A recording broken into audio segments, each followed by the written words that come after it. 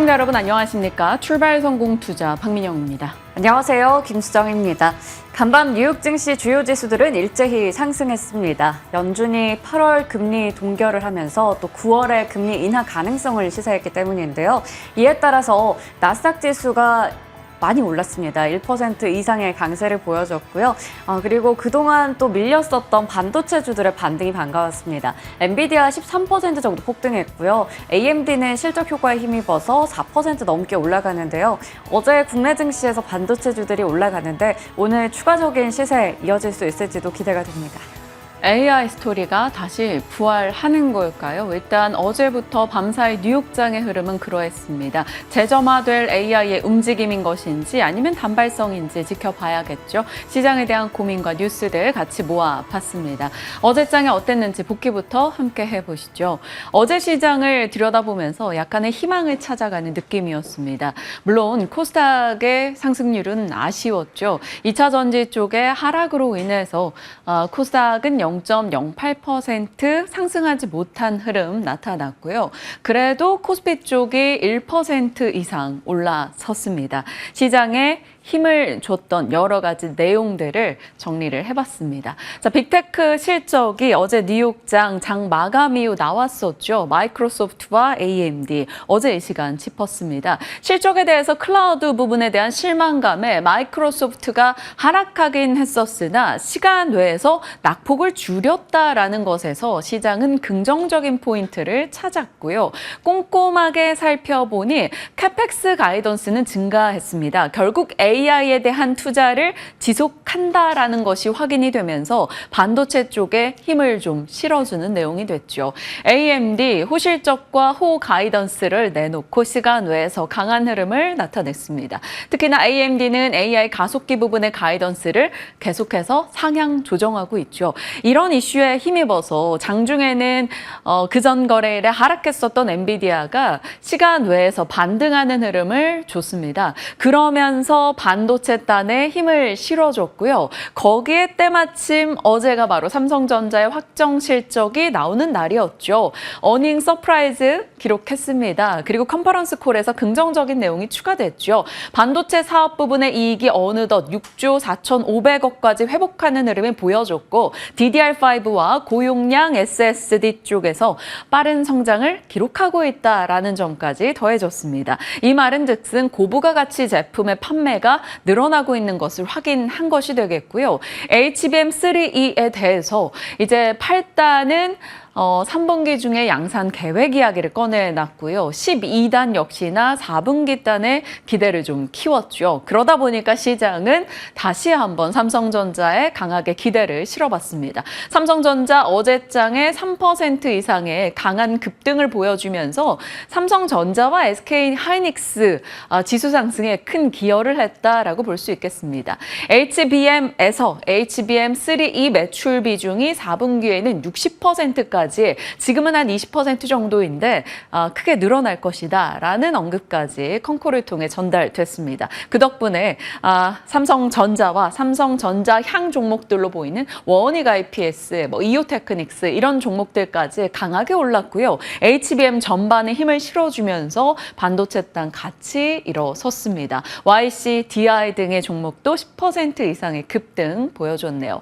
거기다가 장중이었죠. 로이터 측의 보도. 8월에 미국이 새로운 중국 반도체에 대한 수출 규제를 꺼내들 것인데 네덜란드와 한국, 일본은 그 규제에서 일부 좀 완화된 스탠스를 가져갈 수 있을 것이다. 이런 내용이 보도가 됐습니다. 그러면서 일본과 한국의 반도체 종목들이 같이 올라서줬죠. 콜라보 흐름이 나오면서 강하게 반도체를 밀어 올렸고요. 또 하나의 소식은 이거였습니다. BOJ 금정위. 어제 이 시간 하락의 이유 7월 11일부터 나스닥의 출렁임이 나타났던 것은 엔캐리 청산의 움직임 영향도 있다라는 점을 살폈었는데 그것이 굉장히 중요한 분기점으로 될 것으로 봤던 이 BOJ 금정위가 어제 결과가 있었죠. 기준금리는 시장에 이 니케이 신문 등에서 보도했던 대로 0.25%로 결국에는 올려 잡았습니다. 월간 국채 매입도 축소를 했죠. 양적 완화 기조에서 양적 긴축으로 바꿔가면서 확연히 달라진 일본의 모습 모습을 확인받았고요. 매파적 신호를 강하게 받았습니다. 그런데 시장에서는 오히려 이 이슈를 좀 세론으로 보는 느낌처럼 작용이 됐어요. 오히려 엔화나 일본 국채금리 변화가 좀 미미했고요. 강한 달러와 약세 압력이 없었다라는 점에서 시장은 안도하는 흐름이 나타났습니다. 그리고 서프라이즈 격의 뉴스는 아니었던 거죠. 왜냐하면 어제 저희도 이 시간에 이것에 대해서 다뤄볼 만큼 굉장히 많은 보도가 이미 나왔었기 때문입니다. 엔캐리 트레이드 청산 악재가 좀 약화된다라는 논리가 작용하면서 전체적인 아시아 증시 플러스 뉴욕장까지도 힘을 실어주는 내용이었습니다. 그래서 일본 내에서도 그동안 좀 흔들렸던 반도체 종목군들이 모두 회복세를 나타냈어요. 도쿄 일렉트론 그리고 덴소, 미주오 등의 종목에서 강세 흐름이 보였고요. 금리 인상 시 피해보는 섹터들은 일본장 내에서는 소폭 하락하기도 했습니다. 자, 어제는 이런 내용 속에서 시장이 그래도 반도체 주도 섹터가 회복하는 모습이 나타났다. 이렇게 정리가 가능하겠습니다. 자, 참 반도체 보유자분들은 그동안 힘드셨을 것 같아요. 보유하고 있는 것 자체가 굉장히 으셨을 겁니다. 저희도 브리핑을 하면서 반도체 시점에 대한 내용을 계속해서 업데이트를 해봤었는데 참 고단했었죠. 7월 초부터 해서 반도체 지금 어디쯤인가 분명히 업황 회복은 당연히 알고 있는 내용인데 시장에서는 어느새 회복보다는 그 회복의 속도와 강도에 초점을 맞추고 있어서 기대 그 이상을 확인시켜줘야지만 반응을 보인다라는 점을 살폈었고요. SK하이닉스 실적으로 인한 급격한 변동이 나왔을 때 과연 실적에 나쁜 내용이 있었는가에 대한 본질적인 흐름을 들여다봤죠. 그래서 만약 단기 과열이 좀 해소되는 과정이라면 매물이 좀 소화되는 장점을 지니는 조정을 긍정적으로 해석하면 그렇게 볼 수 있다라는 점을 살폈습니다. 같은 슈퍼사이클인데 조선과 반도체가 하반기 들어서 전혀 처지가 달라졌다라는 점을 짚을 때도 달리는 말인 조선과 멈춘 반도체 그런데 이걸 반도체의 저가 매수로 봐야 되는가에 대해서 같이 고민해 봤고요. 반도체 턴에 대한 이야기 7월 30일 방송까지 해서 계속적으로 반도체 상황에 대해서 빠질 이유가 상승에 대한 부담 그리고 엔캐리 이슈 외에는 그렇게 없었다라는 점을 살핀 바가 있었습니다. 일단은 어제의 반도체 그리고 밤사이 뉴욕의 반도체 상승은 굉장히 반가웠습니다. 자, 돌고 도는 AI 다시 이 표를 꺼내 들고 살필 수 있을까요? 이 거래일 전에도 이것에 대해서 좀 다룬 바가 있었는데요. HBM 밸류체인은 이렇게 될 것이고요. IP 팹리스, 디자인하우스, 그리고 액침 냉각과 공조 쪽, CXL, MPU 등등이 있겠죠. 일단 시장이 앞단에서 반응을 보인다면 이쪽과 액침 냉각이 될 것이고요. 결국에는 이 반도체 업황 AI 패러다임에서 상대적으로 계속 이슈 대비 못 갔던 쪽이 레거시 쪽이라면 레거시 쪽도 반등에 대한 기대 충분히 가져볼 수 있을 겁니다. 거기다가 들려왔던 빅테크 실적 내에서도 MLCC 카메라 부품 기판 쪽에 대한 힌트도 꽤 있었어요. 잠시 후에 그 부분에 대한 코멘트 추가해 보겠습니다. 자, 이렇게 시장 속에서는 반도체가 어제 강한 회복을 보였다라는 키워드와 함께 테마단에서는 어제 살폈던 이 중동의 전면전 확산에 대한 우려감이 영향을 줬죠. 이란의 심장부에서 친이란 하마스 1인자가 피살되는 일이 벌어집니다. 하마스 최고 지도자죠. 하니에가 이란을 방문했던 중에 피살이 됐고요. 대통령 취임 행사 초대된 귀빈의 암살 이슈였기 때문에 이란 측에서 개입할 가능성이 굉장히 크다라는 게 시장의 분석입니다. 높은 물리적 보복 실행 가능성이 거론되고 있죠. 하마스 측에서는 배후로 이스라엘을 지목하고 있고요. 이란 측에서는 이스라엘의 가혹한 징벌을 자초했다라고 이란의 대통령이 이야기하기도 했습니다. 자, 이스라엘의 네타냐후는 우리가 했다 안 했다라는 어떠한 코멘트도 하지 않은 채 모든 시나리오에 대비하고 있다라는 얘기를 꺼내 들었네요. 전쟁에 대한 불안감이 조금씩 확산되고 있습니다. 어제 이렇게 전쟁 관련한 종목들을 살폈던 바가 있었는데요. 어머나, 여기 흥구석유입니다. 구석유가 아니고요. 흥구석유 어제장에서 반응을 보였었죠. 급등 흐름이 나왔었고요. 중앙에너비스 역시 올라갔죠. 현구석유는 어제 상한가였습니다. 그리고 극동유화 등의 종목들도 강세였고요. 어제는 가스 쪽에 좀 초점을 더 맞춰서 말씀드렸던 바가 있었는데 GSE 종목 역시나 상승세 포착이 되기도 했습니다. 그리고 이런 지정학적 리스크가 있을 때마다 계속해서 운송이나 해운에 대한 얘기도 나오기 마련이죠. 어제 STX 그린로직스 역시나 강한 급등 흐름이 있었고요. 흥하해운도 상승세에 확인이 된 바 있었습니다. 자, 그리고 포스코 인터가 단독 뉴스긴 합니다만 재건과 이러한 지정학적 리스크 이슈, 국내로 봤을 때는 대왕고래 이슈까지 다 엮여 있는 상황에서 어제장 다른 2차 전지 관련 종목들이 부진한 가운데 이 종목은 4.7% 올라서면서 나름 선전하는 흐름이 있기도 했네요. 방위산업은 어제 전반적으로 좀 차익 실현 압박을 강하게 받았습니다. 다만 이제 빅텍 같은 종목은 어제 방산 내에서도 올라갔어요. 전쟁 관련해 에서 중소형 방산주들의 움직임이 더 있었다라고 보시면 되겠습니다. 원래 실적에 반응하는 것은 대형주이고요. 이런 뉴스성에 반응하는 것은 좀 중소형 방산주라는 점에서 나름 시장이 그간 보여왔던 흐름의 연속이었다 이렇게 볼 수 있겠습니다. 자, 그리고 밤사이는 이제 금리 결정 이벤트가 있었죠. FOMC. 결국 또 기준금리 동결했습니다. 이 부분에 대해서는 많이들 예상했던 내용이고요. 만장일치 기준금리 8차례 연속 동결이었습니다.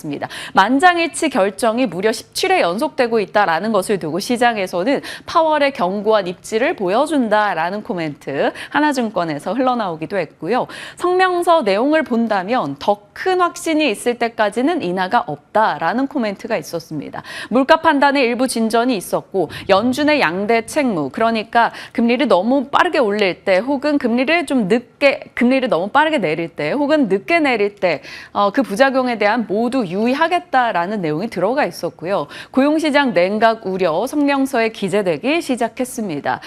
전체적으로 성명서만 봤을 때는 조금 비둘기도 매도 아닌 느낌의 영향을 받았었는데 기자회견에서는 확실히 비둘기파적인 면모를 보여줬습니다.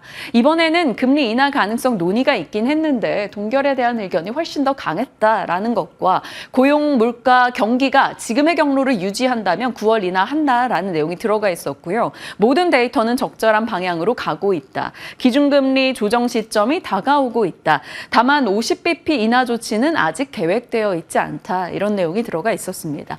이 세 줄에 시장은 초점을 맞추면서 비둘기 파월 이렇게 인식을 했고요. 일단은 국채금리는 빠르게 내려가는 모습이 나타났습니다. 10년물 국채금리가 어느덧 4.0까지 내려가 있습니다.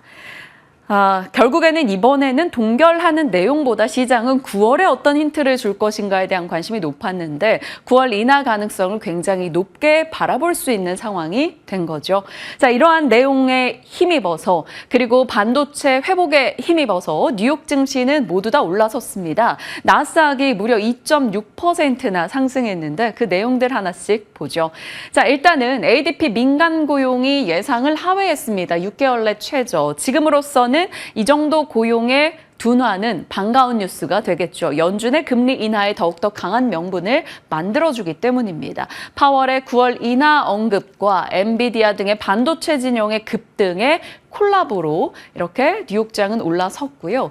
매파적 BOJ 총재, 그러니까 매파적인 발언을 내놨는데 생각보다 시장에 받는 충격은 좀 적었고요. 엔화 올랐으나 달러가 내려가고 비둘기 파월과 함께 금리가 내려가면서 이 부분에 시장은 초점을 맞춰서 오히려 시장 내에서 자금이 강하게 유입되는 현상이 나타났습니다.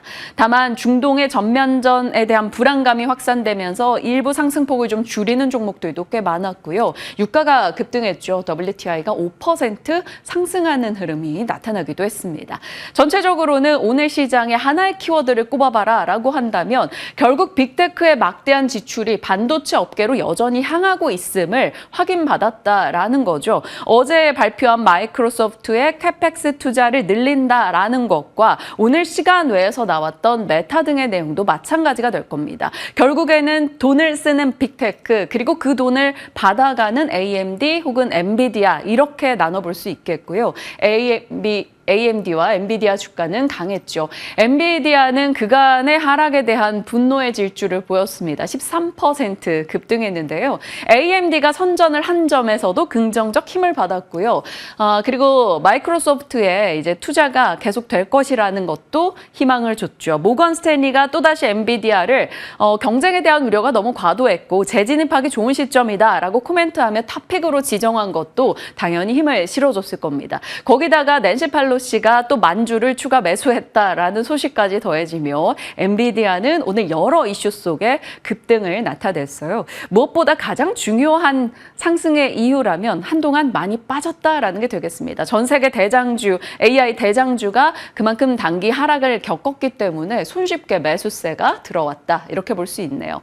그러다 보니까 반도체 진영 전반이 강한 흐름을 나타냈고요. 중국 수출 규제 부담이 조금 줄어든 네덜란드 쪽의 ASML도 주가 뉴욕장에서 8% 이상의 급등을 기록하기도 했습니다.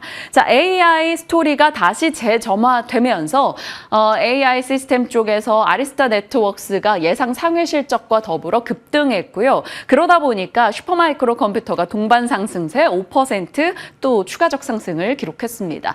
파월 인더스트리스, 결국에는 전력 설비 쪽 종목인데 변압기나 뭐 송배전, 분배 이런 쪽에 사업을 하고 있는 업체입니다. 이 종목의 급등세가 놀라워요. 그래서 전기 설비 테마의 상승을 이끌었다라고 볼 수 있는 오늘 하루의 시세입니다. 37% 급등, 양호한 실적 플러스 분기 현금 배당 발표 소식이 강하게 힘을 실어줬습니다.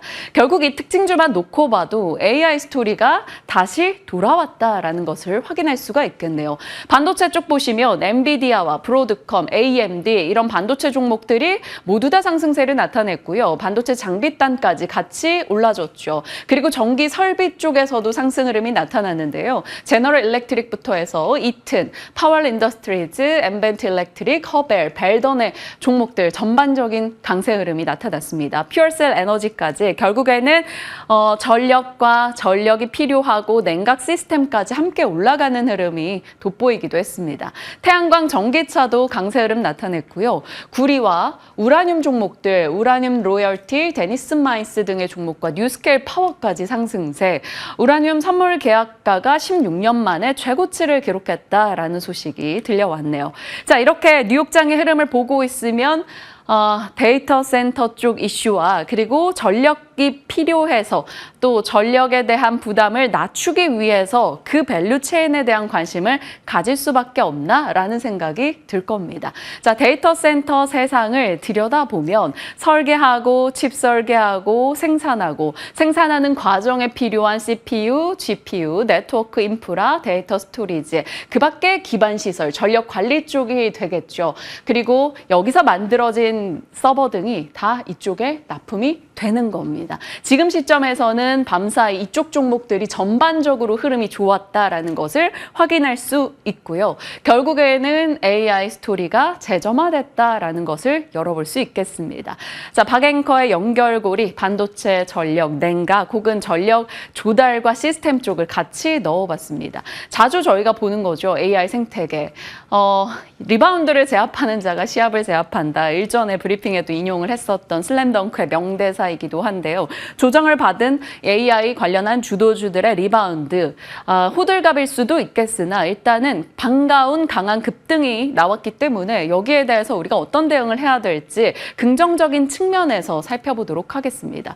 골드러시 초기에는 큰 돈은 삽과 곡괭이를 파는 사람이 벌었다라는 과거에 자주 보여드렸던 이 청바지 곡괭이, 결국 곡괭이 쪽은 GPU와 HBM, 반도체 밸류체인 등이 될 것이고요. 청바지 쪽에서는 전력을 많이 말씀드렸죠. 그것은 전력이라는 것이 변압기와 송배전 이런 전력 시스템도 들어갈 것이고요. 친환경, 수소 연료전지, 원전과 같은 전력 조달원도 들어갈 것입니다. 그리고 액침 냉각과 같이 혹은 유리기판처럼 애초에 발열 자체를 좀 낮춰주는 쪽에 대한 관심도도 같이 증가하고 있죠. 이쪽에 대한 스토리가 사실 상반기를 지배했었다가 6월 20일경부터 해서 AI 쪽에 대한 의심이 확산되고 수급적인 이제 밸류 부담을 느끼기 시작하며 흔들림을 보였었는데 이들이 밤사이 회복을 나타냈다라는 겁니다. 그러면 여기서 다시 한번 관심을 볼 수 있을지 궁금해지네요. 일단 주도 섹터였기도 했고 수급이 들어가기도 충분히 단기 조정이 꽤 컸기 때문에 편안한 자리대가 아닐까 싶기도 합니다. 그래서 AI 내러티브가 다시 재점화됐다라고 볼 수 있겠고요. 엔비디아의 반등 그리고 빅테크 실적에서 AI에 대한 강한 지출 이것은 반도체를 자극하게 될 것이고요. 최근 미국의 전력난에 대한 우려감이 또 부각됩니다. 미국 전력 경매 가격이 800% 급등했다라는 뉴스도 있었고요. 엔비디아 전력 소비가 2년 새 10배 폭등했습니다. 그래서 미국 내에서 노후 송전선에 대한 교체 니즈가 훨씬 더 강하게 나오고 있다라고 하네요. 그런 맥락에서 파월 인더스트리즈 등의 종목들의 급등과 맞물려 국내 이렇게 전력에 대한 종목들 한 번 더 체크가 가능할지 확인해 보시길 바라겠고요. 냉각 시스템에 대해서도 들여다볼 내용이 있었습니다. 모건 스탠리 측에서 엔비디아의 차기 제품들 이 수냉 시스템 비용이 H100 공냉식 시스템 대비해서 많게는 20배 정도 더 크다라는 겁니다. 원래 시장은 공냉식에서 수냉식으로 계속해서 가는 분위기죠. 수냉식이 열을 낮춰주는 데는 훨씬 더 성능이 좋았고 에너지 효율이 좋았었기 때문입니다. 그런데 그 정도의 가격 차이가 난다라는 것을 시장이 인식하게 된다면 수냉식 관련해서 액침 냉각 관련해서 좀 체크가 필요할까요? 일단 미국 내에서는 버티브, 슈퍼마이크론 컴퓨터 등이 같이 이제 저전력에 대해서 올라가는 흐름이 있었는데요. 국내에서는 한중 NCS 관련주로 일단 넣어봤습니다. 순행 ESS 냉각 시스템 ESS 쪽의 대표 주자 중에 하나이죠. 한중 NCS 일단 관련주로 체크는 해줬으니까요. 확인해 보시고요. 그 밖에는 삼성공조, GST, LG전자 등이 있겠습니다. 우라늄 선물계약가의 강세, 뉴스케일 파워의 급등, 잠시 후에 원전에 대한 얘기 최근 소식 다 넣어서 자세히 전해드리겠습니다. 다만 속보가 있었죠. 블룸버그 측에서 미국이 삼성, SK 마이크론, 중국에 대한 HBM 공급 제한을 검토하고 있다. 이런 보도가 있었기 때문에 이러한 긍정적인 스토리에 이게 어느 정도의 영향을 줄지는 보셔야겠습니다만 지금으로서 사실 중국 시장이 그리 압도적으로 크고 중요하다라고 보기에는 아직은 어렵기 때문에 갈 수 있는 긍정에 좀 더 초점이 맞춰지지 않을까 싶습니다. 그 밖에 시간 외에서 주요 기업들의 실적이었죠. 메타는 좋은 실적을 내놨고요. 캐펙스 투자가 예상보다 더 크게 늘어날 것으로 보인다라는 점에서 시간의 강세, 이것은 또 반도체 쪽에 힘을 실어주는 내용이었습니다. 자, 퀄컴의 실적도 괜찮았던 가운데 퀄컴은 대표적인 스마트폰 칩 제조회사입니다. 이쪽의 실적이 좋다라는 것에서는 결국엔 스마트폰 수요 회복 내용이 뒤따라올 수밖에 없을 것이고요. 삼성전기, LG 이노텍도 생각이 나죠. 삼성전기 같은 경우는 2분기 중에서는 또 역대 최대 실적을 같이 냈고 기판, MLCC, 카메라 쪽 모멘텀을 같이 받아가는 종목으로서 어떨지 모르겠습니다. 어제 3% 이상의 강한 흐름이 나오기도 했죠. ARM은 전망이 예상 하회하면서 하락했고요. 램리서치도 기대 매출의 예상 하회로 하락하는 모습이 있었습니다. 자, 그 밖에 연결고리 내용으로는 해리스 지지율 역전에 이어 경합주에서도 승기를 잡고 있다. 그래서 해리스 관련한 트레이딩 종목들 체크해봤고요. 동성화인텍이 어제 장중에서도 그리고 시간 외에서도 시세가 괜찮았습니다. 본행제 업체이죠. 본행제 수주가 늘어나고 있다라는 소식 등이 좀 전달이 되고 있어서 시간 외 6% 꽤 강한 시세를 보여주기도 했네요. 어떤 영향을 줄지 보시죠. 두려운 7말 8초가 거의 끝나가고 있습니다. 자, 이제 오늘까지 진행이 된다면 내일이면 우리가 애플과 아마존의 실적을 가지고 이야기하고 있겠죠. 그리고 오늘 7월 수출입 동향 데이터 등이 발표될 겁니다. 때마침 어제 화장품은 윗꼬리가 달렸고 오늘 이제 전력에 대한 긍정적 기대 요소 등이 나왔고 한데 이 수출입 데이터 내용이 어떻게 영향을 주는지 한번 확인해 보시길 바랍니다. 그동안 시장은 상승했다가 차익 실현 욕구가 강해진 찰나에 트럼프 리스크 등이 부각하면서 하락의 트리거 등이 작동이 됐었습니다. 거기에는 엔강세, 높아진 기대 여러 가지 요소가 있었겠죠. 하지만 지금으로서는 상승의 트리거에 좀 더 민감할 수밖에 없습니다. 많이 단기간에 밀렸기 때문에 악재에 대한 민감도보다는 호재에 대한 민감도가 높아지는 시기가 됐다. 이렇게 볼 수 있겠죠. AI 확신이 나오는 것인지 다시 엔화 민감도가 좀 떨어지게 되는 것인지 단기 조정으로 인한 밸류 부담이 완화된 것인지 그 금리 인하 그리고 그로 인한 외국인의 유동성 공급, 수급의 개선까지 기대해 본다면 상승에 필요한 조건을 좀 갖춰가는 것인지 기대를 가져보도록 하겠습니다. 오늘 이 부분에 대한 전략 다뤄보도록 할 거고요. 섹터 뉴스 이제 심도 깊게 들어가 보죠. 앞서 살짝 예고를 했는데 원전 이야기 자세히 잡아주신다고요? 네, 7월 중순쯤에 체코에서 24조 원 규모의 잭팟을 터뜨리면서 그때 기점으로 해서 원전주들의 급등락이 정말 심했었거든요. 네. 그 이후에 좀 잠잠합니다. 새로운 소식이 나오기 전까지는 다시 또 주목을 받을 수가 없는 건지 전략 챙겨가도록 하겠습니다. 원전주도 어떻게 보면 올 한 해 흐름을 보면요.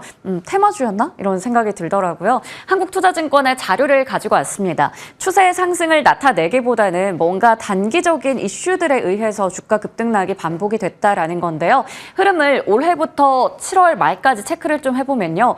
워낙에 원전 같은 경우에도 정부 정책의 영향을 많이 받다 보니까 이 총선 때 이후로 한번 출렁임이 컸습니다. 그리고 나서 11차 전기본에서도 10차 대비해서 약간 또 규모가 줄어들었다라는 측면에서 아쉬움이 남았었죠. 그때도 한번 위에서 많이 주가가 내려가는 모습 나타냈다가 이 체코의 수주 소식이 들려오면서 한번 시세가 강하게 형성이 됐습니다. 그때 이제 연중에 고점을 기록하고 나서 지금은 뭔가 새로운 소식을 기다리는 상황인지 아니면 또 다른 테마주들로 시장의 수급이 빠르게 돌아서인지 많이 소외가 되어 있는 상태거든요. 일단 원전주의 현 위치가 그렇다면 매력적인 수준인지가 궁금해집니다. 주요 원전주들의 흐름을 체크해 볼 텐데요. 상반기에 많이 올라갔었죠. 두산에너빌리티는 25%대 상승, 효성중공업은 변압기 관련한 이슈로 더 많이 올라갔습니다. 120% 가까운 상승률 기록했고요. 한전기술과 한전KPS, BHI까지는 상승부를 켜져 있습니다. 물론 이들 대표주 제외하고 좀 가벼운 종목들이 더 많이 올라가긴 했습니다. 하지만 주요 종목들 위주로 좀 뽑아봤고요. 하반기에는 아직까지 이렇다 할 상승률을 나타내고 있지는 못하는데 그러면 지금 자리가 매수를 하거나 차근차근 모아가도 괜찮은 시점인지 궁금해집니다. 한국투자증권에서는 좋은 일들만 한가득 남았다라고 산업에 대해서 긍정적인 의견을 제시하고 있는데요. 체코 원전 프로젝트 우선 협상 대상자로 선정이 되면서 해외 수주의 모멘텀이 부각이 됐습니다. 이 체코 수주의 의의를 우리가 잘 알아야겠죠. 15년 만에 원전 수출입니다. 그렇기 때문에 더욱더 주목을 많이 받은 거고요. 글로벌 경쟁력이 확인이 됐습니다. 유럽 수출로 개척까지 긍정적인 포인트를 짚어볼 수가 있겠고요. 한국형 원전의 경쟁력이 부각이 됐습니다. 추가 수출될 거다라는 기대감도 커지고 있습니다. 이 팀 코리아가 경쟁력으로 내세우고 있는 게 바로 가격과 시공 능력, 거기다가 믿음이 될 텐데요. 앞으로 체코는 시작에 불과하다라고 하죠. 폴란드부터 아랍에미리트, 튀르키예 같은 유럽 쪽에 잠재적인 고객들이 많이 있습니다. 앞으로 수출 모멘텀 지속될 거다라는 이야기 나오고요. 글로벌 원전 기조의 전환도 우리가 엿볼 수가 있겠죠. 원전 산업이 재도약할 수 있다라는 부분까지 확인할 수 있겠습니다. 네, 7월 19일 브리핑 기억하십니까? 7월 17일 이렇게 저녁에 체코 정부가 우선 협상 대상자로 한수원을 선정했다라는 뉴스가 나오면서 7월 18일에 관련한 종목들 정말 시세가 크게 나왔었고요. 그 다음날 저희가 브리핑 해드렸습니다. 이 팀 코리아 한수원 관련해서 설계부터 주기기 시공, 핵연료 그리고 시공, 시운전 정비까지 한전 연료를 제외하고는 모두 다 상장이 되어 있는 기업들이 되겠습니다. 앞서 저희가 이 의의에 대해서 좀 체크를 해봤지만 시사점 한 번 더 본다면 기존의 저가 수주에 대한 우려가 있었는데 그게 완전히 또 해소가 가능하다라는 게 대신증권의 의견이었고요. 최선호주로는 두 종목을 꼽고 있었죠. 두산에너빌리티와 한전기술입니다. 두산에너빌리티 같은 경우에는 사실 대장주로서 더 많이 올라가긴 해야 되는데 이 지배구조의 개편에 대한 부담이 있다 보니까 아무래도 그 부분에 있어서는 주가 상승률 좀 아쉽긴 했습니다. 하반기에는 뉴스케일의 루마니아 SMR 프로젝트 피드 2 승인이 된다면 SMR 관련해서 이 수주 금액 증가도 기대된다라고 하는데 어제 또 관련해서 긍정적인 뉴스 나왔거든요. 잠시 후에 체크해 보도록 할게요. 한전기술 같은 경우에도 원전이 운영이 되더라도 앞으로 장기적으로 봤을 때 엔지니어링 서비스 매출도 발생할 수 있어서 그 부분 긍정적인 포인트로 짚고 있었습니다. 과거에서 또 힌트를 찾아보자라는 말씀을 드렸잖아요. 원전 쪽도 마찬가지로 좀 사이클이 있었는데요.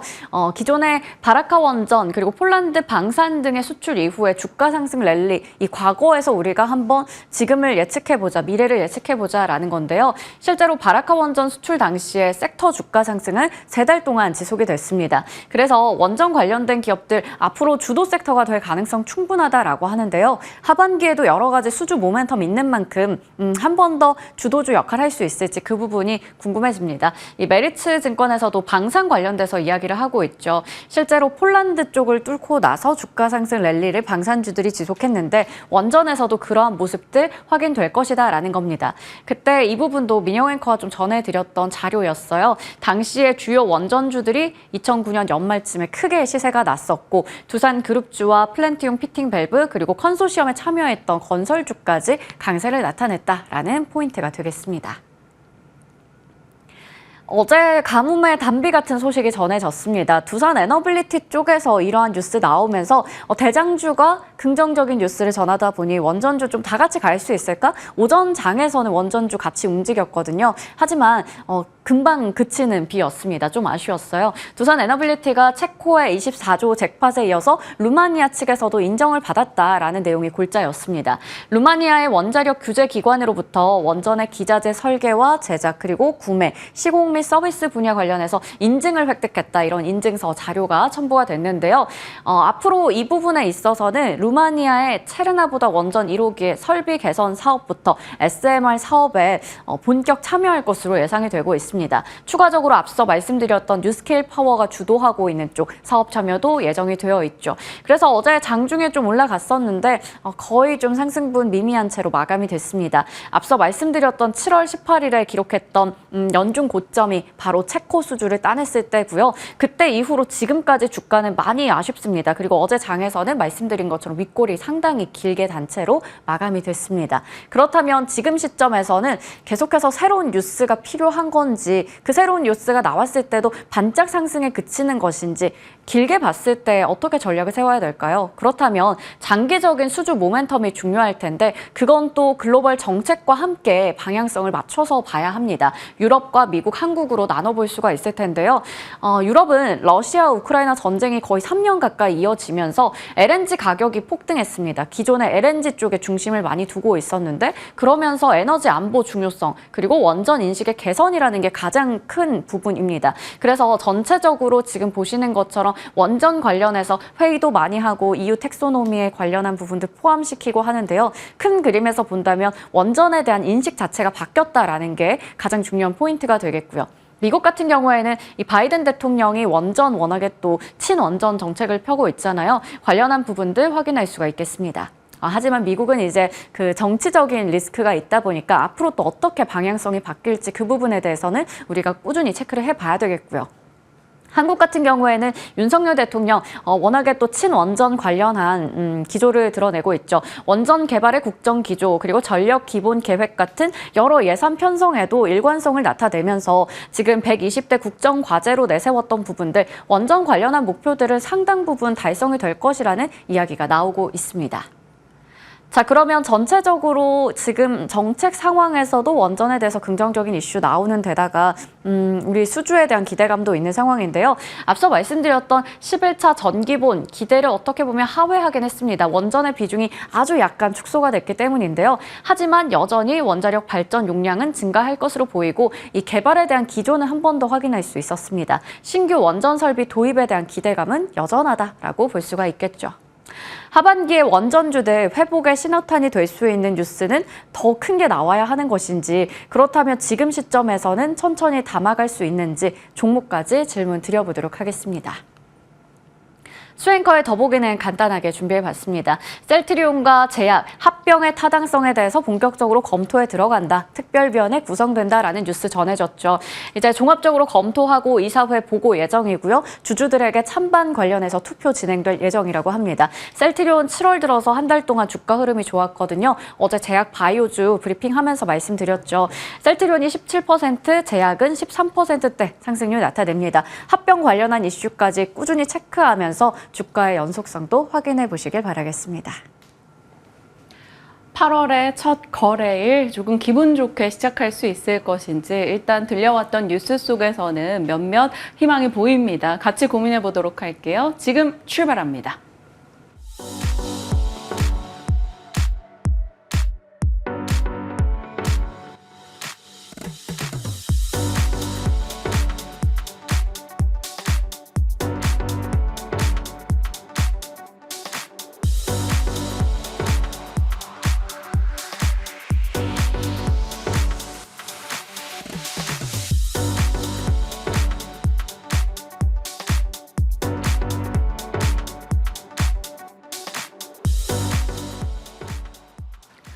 메리츠증권의 임성호 부장님과 시장과 반도체 섹터에 대한 이야기 집중적으로 다뤄보겠습니다. 어서 오세요. 안녕하세요. 안녕하십니까. 항상 목요일 FOMC 등의 여러 이슈가 맞물리는 이날에 출연하시기 때문에 부담이 크실 텐데 또 밤사이 한 잠도 못 주무셨다고 해요.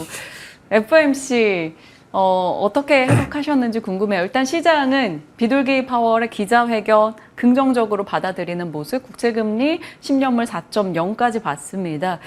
시장에 대한 얘기 먼저 들어가 보죠. 이번 연준은 굉장히 최적의 결과를 내줬습니다. 제 개인적으로 보는요. 왜냐하면 7월 인하 가능성이 잠깐 있었거든요. 그 시장에서 일부에서.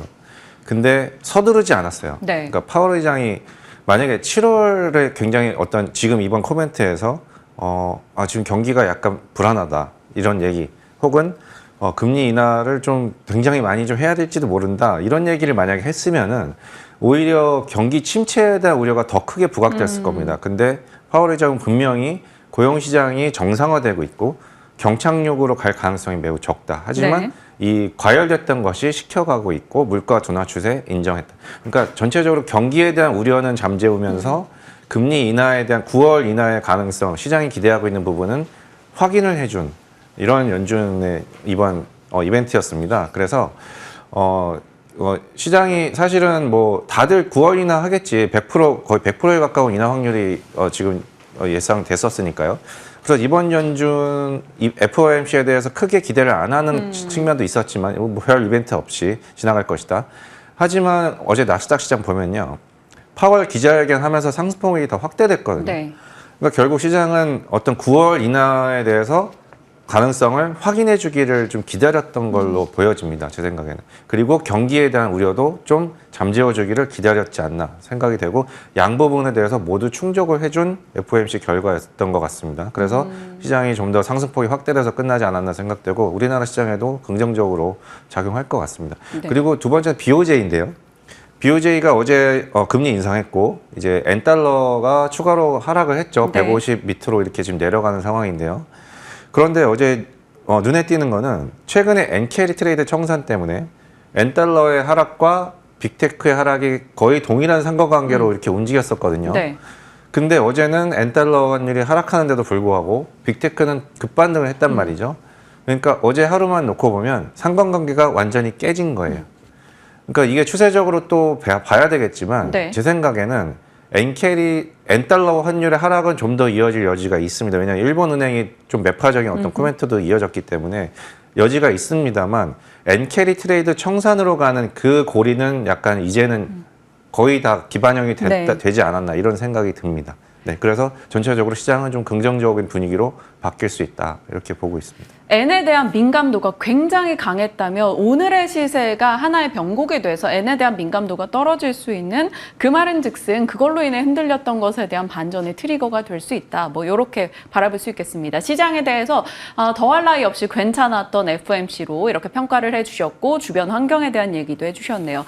자, 임성호 부장님 하면 반도체 섹터죠. 반도체 보유자분들이 마음 졸일 때마다 계속적으로 반도체에 대한 긍정의 시각을 주셨었는데 하나씩 추려가 보겠습니다. 일단 빅테크와 글로벌 반도체 업체들로 먼저 압축을 해볼게요. 어찌됐건 AI 투자 계속 하겠다라는 것들이 확인되면서 빅테크 AI에 대한 의심을 좀 지워주는 느낌이 이 거래일간 진행이 됐어요. 네. 지금 구글부터 촉발된 AI 수익성 우려가 지금 어제까지도 이제 그저께까지도 계속 됐는데요. 네. 이들이 공통적으로 한 얘기, 구글부터 다시 짚어볼까요? 과소 투자 리스크가 훨씬 크다. 마이크로소프트, 너네들이 시장 AI 수익화 우려하는 거 알겠는데, 근데 우리 투자 계속 늘려야 돼. 이렇게 얘기했고요. 그다음에 AMD는 실적도 소폭 상회를 하면서 또 마찬가지로 투자에 늘리는 부분에 대한 얘기를 확인을 했고요. 그다음에 오늘 아침 메타죠. 메타 주커버그가 굉장히 강하게 코멘트를 또 했습니다. 지난 1분기 컨콜 때는 어떻게 얘기했냐면 25년에 우리의 캐펙스 지출은 꾸준히 증가할 것이다. 이렇게 코멘트 했었거든요. 네. 근데 오늘 새벽에는요. 25년에 우리의 캐펙스 지출이 대폭 증가할 것이다. significantly라는 단어를 썼거든요. 1분기와 다르게. 그러니까 지금 빅테크 실적에서 공통적으로 나오는 거는 실적에 대한 미스, 이거는 조금 업체마다 조금씩 달라요. 네. 어떤 업체는 실적까지 잘 나오면서 얘기를 했지만 공통적으로 캐펙스 지출이 증가할 것이라는 부분에서 의견이 모아졌거든요. 그러면은 이거는 우리가 지난 한 1, 2년간 봐왔던 추세, 엔비디아 중심의 그 하드웨어, 그 반도체와 AI 칩 중심의 투자 사이클, 이것이 내년까지도 오히려 더 확대된다. 이것을 다시 한번 빅테크가 확인을 해준 거고요. 네. 수익화 우려, 이거 고민하기 아직 너무 일러. 너네가 너무 많이 갔어. 라고 빅테크에서는 지금 시장에 대해서 그런 메시지를 좀 우회적으로 던졌다고 저는 생각이 됩니다. 네. 그런데 하지만 그게 크게 그 수익화에서 관전이 뭐 크게 훼손이 됐느냐? 그것도 아니에요. 메타 실적 보시면은 영업이 작년 대비 50% 이상 증가를 했거든요. 그리고 컨센서스도 다 비트를 했고요. 그러니까 수익성이 그렇게 크게 훼손된 게 아닌 상황에서 캐펙스 지출의 지속적인 증가를 언급했기 때문에 이 AI 산업은 되게 초기고 모든 신산업과 마찬가지로 초기에 투자 사이클이 먼저 진행이 한참 돼야 되고 그 다음에 이제 소비자 이제 플랫폼이 확대되고 트래픽이 확대되면서 이제 수익화가 연결되는 이 과정에서 지금 초기 단계에 있는 것이 맞다. 그래서 너무 걱정이 일렀다. 이 부분은 저는 확인했다고 생각이 되고요. 네. 그래서 다시 엔비디아 같은 것들이 이제 주식들이 급등한 것 같습니다. 엔비디아의 13% 폭등, 그 이면에는 빅테크의 AI 투자가 지속될 것이라는 것, 투자가 지금보다는 더 중요해질 것이라는 점을 확인받았다라는 것으로 정리됩니다. 자, 이제 국내로 와볼까요? 어제 삼성전자, 콩콜, 그리고 미국의 대중 규제 움직임 내에서 또 일부 기대해볼 뉴스 등이 맞물리면서 강하게 국내 종목들이 올라줬습니다. 물론 일본의 엔화 이슈에 대한 민감도가 떨어진 것도 영향을 줬겠죠. 삼성전자, 하이닉스, 그리고 삼성전자향, 레거시, HBM 이렇게 각각 전략을 좀 짤막하게 나눠주세요. 네. 일단 시간 순서대로 하이닉스부터 먼저 말씀을 드릴게요. 하이닉스 지난주에 굉장히 시장 분위기 안 좋은 상황에서 컨퍼런스 콜 했었는데 사실 내용은 굉장히 좋았어요. 제가 지난주 방송 때도 말씀을 드렸던 것 같은데 일단 중요한 키워드 몇 가지 얘기를 했던 게 뭐냐면 그 일반 서버 시장, 아직은 AI 서버가 아닌 일반 서버 시장 수요가 아직은 회복되지 못하고 있는 게 컨센서스였는데 교체 주기가 도래하고 있다라는 얘기를 했거든요. 거의 한 6, 7년 만에 교체 주기의 도래. 이게 AI 서버 수요와 맞물렸다는 얘기죠. 그래서 전체적인 서버 디램이 수요가 같이 맞물려서 증가할 것이라는 얘기를 해줬고요. 그리고 메모리 산업이 더 이상은 이전의 시클리컬 산업이 아니라 주문을 받고 생산해주는 다품종 소량 생산 체제로 가고 있다. 이게 굉장히 사실은 중요한 얘기거든요. 그런 얘기를 했었고요. 그리고 SSD에 대한 수요, 거의 HBM 다음으로 중요성을 굉장히 강하게 언급을 했었고요. 하이닉스가. 이런 중요한 키워드를 언급해줬고요. 그리고 어제 이제 삼성전자. 네. 그러한 이 닉스의 그 스탠스들을 이어받으면서 자사의 어떤 그 프로세스를 좀 더 이제 좀 강한 자신감을 많이 보여줬습니다. 삼성전자 컨퍼런스 콜을 계속 수년간 듣고 있지만 이렇게 숫자나 데이터를 정확히 언급을 하면서 강한 자신감을 좀 언급했던 컨퍼런스 콜이 몇 번 있었나 잘 기억이 나지 않을 정도로 어제 굉장히 자신감을 표출을 해줬는데요. 일단 HBM에 대해서 HBM3E의 매출 비중이 전체 자사의 HBM 매출 내에서 3E의 비중이 이번 3분기에 10% 중반일 것이다. 벌써. 네. 네. 지금 7월 다 지났잖아요. 근데 벌써 10% 중반까지 올라갈 것이다. 그리고 4분기가 가면은 60%까지. 네. 한 개 분기만에 그 비중이 6배, 5배가 증가한다는 얘기. 그러니까 HBM 전체 매출도 증가할 텐데 비중이 또 6배가 증가한다는 얘기는 제 생각에 엔비디아향 매출이 아니면 설명이 안 되는 얘기인 것 같거든요. 네. 그러니까 엔비디아 우리 들어갔습니다라고 얘기는 안 했습니다만 조만간 3E가 승인을 받을 거고 그래서 4분기에 3E 비중이 굉장히 크게 올라갑니다. 이 얘기를 저는 했다고 봐요. 그리고 이제 캐펙스에 대한 부분도 올해 HBM 전체 매출이 4배 증가, 내년엔 그보다 또 2배 더 증가. 근데 내년에 2배 증가인데 지금 수요처의 그 공급 요청이 더 증가하고 있어서 캐펙스 증가 추가적인 확대에 대한 부분을 고려 중이다. 이 멘트도 있었고요. 네. 그래 이런 부분들 이제 그리고 파운드리에 대한 부분도 이제 네. 성숙 공정의 수율 단계 도달했다. 시장에서 여러 가지 우려하던 부분, HBM, 파운드리, 삼성전자에서 가장 우려하고 있던 두 부분인데 이 부분에 대해서 굉장히 자신감과 현재 데이터 포인트들을 짚어주면서 많이 언급을 해줬습니다. 그래서 삼성전자도 이제는 좀 시장에서 다시 긍정적인 시각으로 변하지 않을까 생각이 됩니다. 삼성전자와 하이닉스의 다 긍정의 시각이시라면 지금 하나만 선택한다면 종목명으로 답변 주실 때? 삼성전자. 삼성전자. 네. 그러면 밸류체인으로 봤을 때는 삼성전자 향이 날까요? 아니면 한미나 이스페타나 이쪽이 날까요? 지금 한미나 이스페타, 그러니까 기존의 주도주들도 사실 최근에 많이 빠졌어요. 네. 그래서 저는 다 같은 반등을 보여줄 건데 약간 시계를 넓혀서 상대적인 수익률 관점에서 봤을 때는 저는 삼성전자 밸류체인이 그동안 워낙 별로 오른 게 없었기 때문에 네. 상대적으로는 더 괜찮지 않을까 생각합니다. 그럼 밸류체인의 종목까지 저희 가보죠. 오늘 탑픽 종목은 어떤 걸로 잡아주셨어요? 네, 일단 솔브레인을 저 탑픽으로 잡았고요. 또 브레인. 이제, 네. 또 CNS. 샘 CNS는 제가 근데 저희 AS가 필요했어요. 네네네. 그 지난 화요일 잔금해제 시간에 제가 샘 CNS를 AS 방송을 해드리긴 했었는데요. 네, 이번 시간에서 다시 말씀드리면 마침 어제 2분기 실적이 나왔습니다. 130억 매출에 영업이익 30억, 네. OP 마진이 22%에 도달을 했어요. 이 회사가 1분기에는 매출 100억이었고요. 영업이익 6억이었습니다. 분기 단위로도 굉장히 큰 성장을 보였죠. 지금 이 회사가 3배 이상의 캐파를 지어가지고 사실은 감가상각비를 인식하기 시작했어요. 근데도 그러니까 영업 마진에 좀 안 좋은 영향을 주는데도 불구하고 20%가 넘는 마진과 높은 매출 성장률이 나왔다는 것은 이제 기본에 더 이제 큰 비중을 차지하는 낸드 부분에 가동률 상승과 더불어서 HBM 비중이 상승하면서 수익성에 굉장히 좋은 영향을 주고 네. 있다는 거거든요. 그리고 제가 확인한 바로는 3분기, 4분기에도 2분기보다 상반기보다 더 지금 업황이 더 좋은 상태인 것 같다. 이런 제가 확인을 했었습니다. 그래서 샘 CNS도 지금 실적 기반으로 이제는 올라갈 수 있는 상황까지 주가도 굉장히 많이 하락했고요. 이제 그렇게 보셔도 될 것 같고 솔브레인을 말씀드리면 어제 삼성전자의 컨퍼런스 콜은 사실은 제가 조금 강하게 얘기하면 네. 솔브레인 사세요라고 말했다고 저는 보여집니다. 왜냐면은 그 HBM에 대한 굉장히 빠른 속도의 매출 증가 그리고 3나노 파운드리가 성숙 단계의 수율에 도달했다. 이거는 50% 이상이라는 얘기거든요. 그러면 3나노, 2나노가라는 로드맵이 굉장히 고객수도 매출이 9배 낼 거라는 얘기까지 했었거든요. 28년까지. 그러면 3나노 파운드리에서 초상계 천트를 독점 공급하는 게 솔브레인입니다.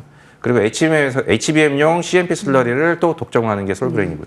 그래서 양 부분에서 거의 핵심 밸류 체인이 솔브레인이라서 이 회사 역시 주식이 많이 빠져 있습니다. 그래서 지금은 굉장히 매수하기 좋은 타이밍이다. 이렇게 말씀드리겠습니다. 네. 샘 CNS 목표가 10,000원, 솔브레인 46만 원 주셨으니까요. 두 종목에 대해서 살피시면서 내용 점검해 보시길 바랍니다. 저 반도체에 대한 스토리를 임성훈 부장님이 그동안 굉장히 탄탄하게 쌓아주셨었는데 월가워즈에서 저희 유튜브 검색하시면 됩니다. 월가워즈에 들어오시면 거기서 빅터뷰 코너 저와 함께 반도체에 대해서 특집으로 정말 자세하게 이제 유튜브 녹화를 지난주에 해주셨어요. 그때 말씀 주셨던 내용이 이제서야 이렇게 또 시장이 또 반영을 해주고 있어서 어제 오늘 굉장히 반갑기도 했습니다. 여러분 꼭 한번 내용 월가워즈의 빅터뷰 임성훈 부장 반도체 특집 체크해 보시길 바랍니다. 자, 시장에 대한 오늘 반도체 집중 전략 나눠봤네요. 임성훈 부장과 함께했습니다. 고맙습니다. 네, 감사합니다.